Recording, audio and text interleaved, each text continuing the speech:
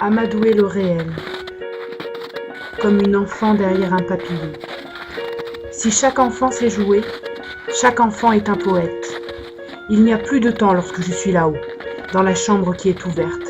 Il n'y a que de la vie, où tout mon corps respire, tous mes poumons se gonflent et tout mon esprit s'allège. Je cours, je chante, si je pouvais, je volerais. Je scrute le moindre recoin, je piste les rayons du soleil et suis saisie par le scintillement de la neige lorsque le soleil décline.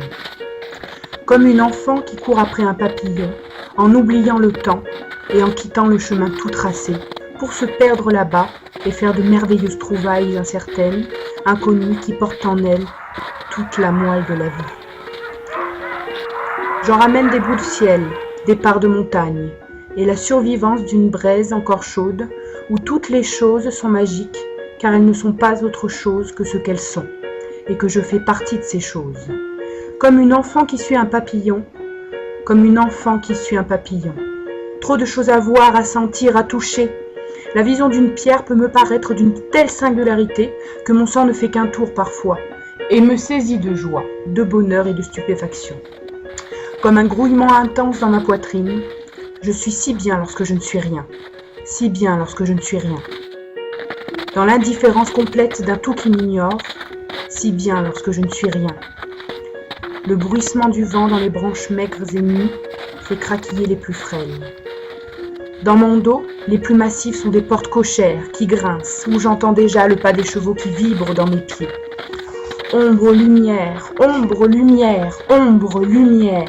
Mais entre ciel et terre, ciel et terre, ciel et terre. Une ligne de la montagne du crépuscule, ligne illusoire de la métamorphose qui m'aspire, me fascine. De Lubac à Ladré, de Lubac et Ladré, entre Lubac et Ladré. Je vacille sur une crête fine comme une arête, funambule vagabonde, souffrant d'absence d'horizon. Faire feu de tout bois dans la poésie de chaque ligne. La terre drapée sous mes pieds, onde qui échappe, onde comme une ligne. Ligne d'horizon comme créatrice de liens. L'homme créateur d'horizon, d'illusions fantasques. L'horizon comme fétiche, l'horizon comme art, l'horizon comme religion, l'horizon comme champ des possibles. L'horizon dans lequel je me confonds, je m'y confonds avec joie, plaisir et délectation. Tel un enfant dans une aire de jeu, dans un air du jeu où mes nerfs neigent sur un monde qui ne me reconnaît pas. Ligne, horizon, l'horizon comme ligne, comme lien entre la terre et le ciel qui se touchent ici, entre le dedans et le dehors, entre le ciel et la terre, entre le dehors et le dedans. Entre.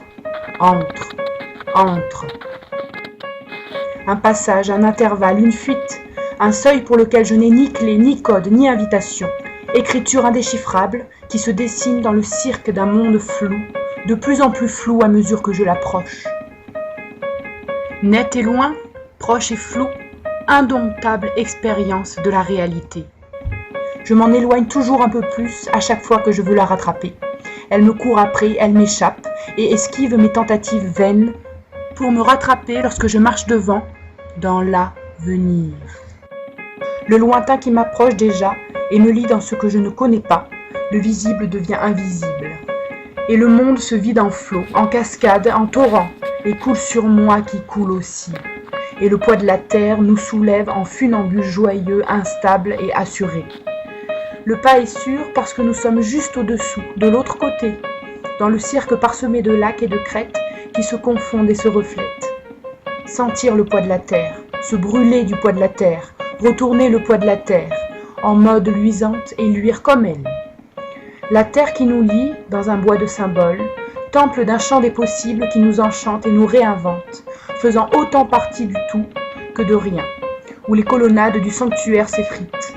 Nous ne sommes alors rien, rien que des symboles qui s'agitent comme une enfant qui suit un papillon, qui apparaît comme l'évidence d'un passage fantasmatique du dehors au dedans, du dedans au dehors, relation réciproque des différentes parties du monde qui nous traversent ici ou ailleurs, qui me traversent autant qu'ils te traversent.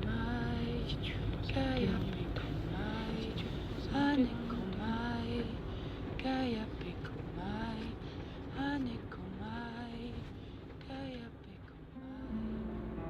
laisse-toi penser sur le seuil de cette sage pensée. Laisse-toi penser sur le seuil de cette sage pensée.